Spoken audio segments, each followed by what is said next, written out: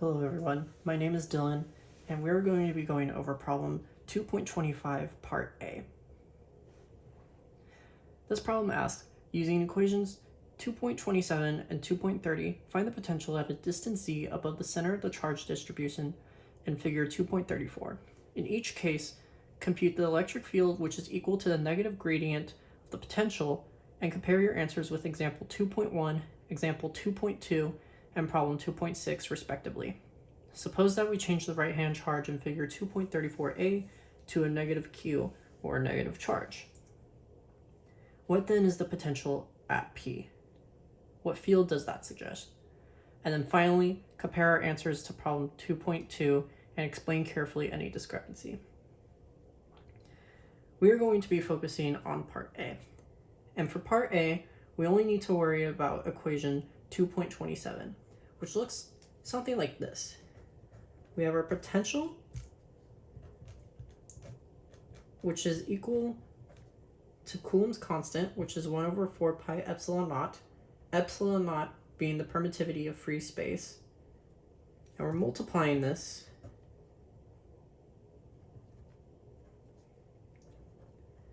by the sum of the charge, which we're representing with Q, over script R, which represents the distance. Additionally, they want us to use the reference of example 2.1, which, if we go up here, looks a little something more like this. Instead of just writing out D, we split it into two components of equal distance, D over 2 and D over 2. Additionally, we have this along the z-axis and this along the x-axis. With that, we are now ready to start the process to solve. So what I'm going to do first is that I'm going to solve for this distance here and this distance here. These are going to represent the distances or script R. In both cases, they are going to be the square root of d over 2 squared plus z squared for both sides.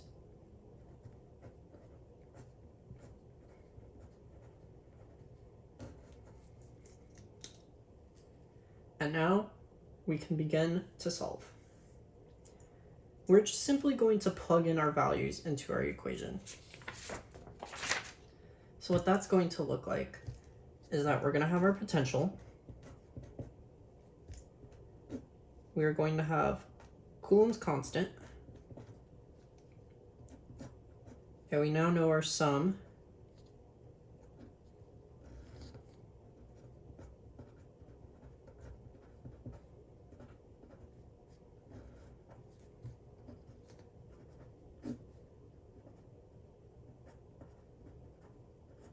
Which is going to be Q over the square root of d over 2 squared plus z squared plus Q over the square root of d over 2 squared plus z squared. Or in other words, we can write this out to be 1 over 4 pi epsilon naught multiplied by 2q over the square root of d over 2 squared plus z squared. This is going to be our potential at the point that we are concerned with, or point P. What we are going to next do is we're going to take the gradient to find the electric field. So electric field is equal to the negative gradient of our potential. And if we write that out, we see that we have an x component, a y component,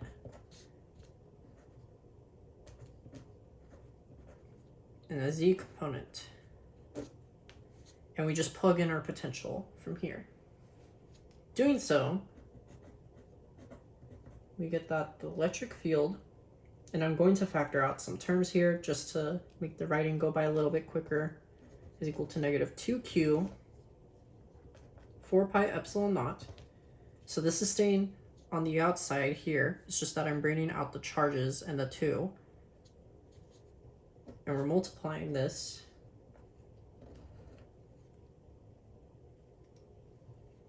by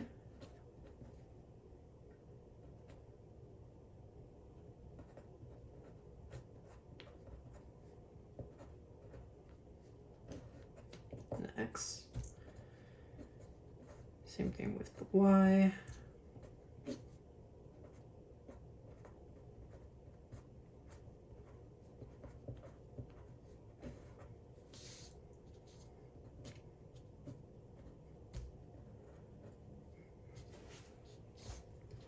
And then finally, the z.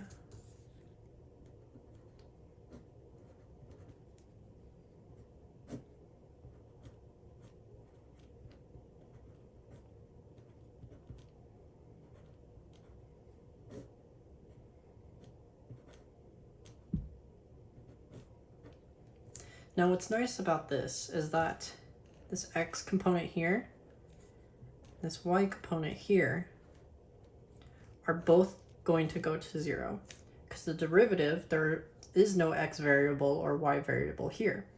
And so with no x or y variables, when we take the derivative with respect to x and respect to y for each of these components, it comes out to 0. So we can actually rewrite this as the electric field is equal to negative 2q over 4 pi epsilon naught multiplied by our derivative with respect to z, 1 over the square root of d over 2 squared plus z squared in the z direction. And so now we just need to take the derivative of this. And when we do that,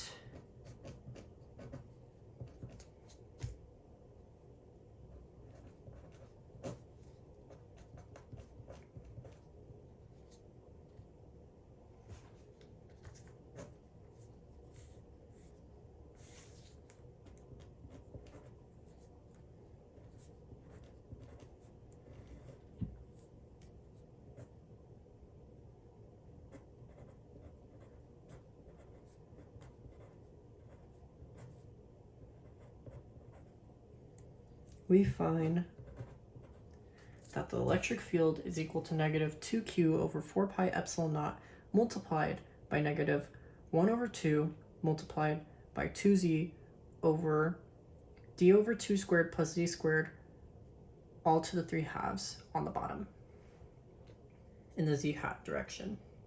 And now we can simplify. These terms are going to cancel out, and our final, and this is going to simplify a little bit further, and our final answer for the electric field is going to be q over 2 pi epsilon naught multiplied by z over d over 2 squared plus z squared to the 3 halves in the z hat direction. This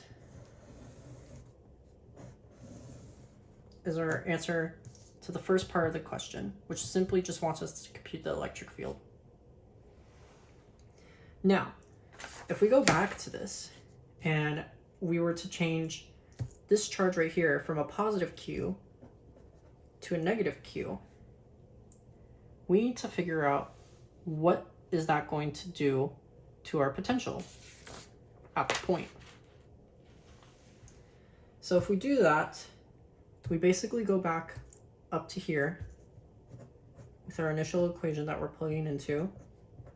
So we have 1 over 4 pi epsilon naught multiplied by q over the square root of d over 2 squared plus z squared minus q over the square root of d over 2 squared plus z squared. And what you'll notice is that if you add these terms together, this means our potential would go to 0 when the charge here is negative. So what does that say about the electric field? Well, we might be initially inclined to say that if our potential is 0, then our electric field should also be 0. But this is not the case. Why is that? Well, the reason for this is that the function of the potential only accounts for the center line, this line right here. The electric field needs to be found using a general formula for the potential in the v, x, y, z direction, where we can say x is equal to y, which is equal to 0. From here, by creating a formula, we can then calculate an electric field.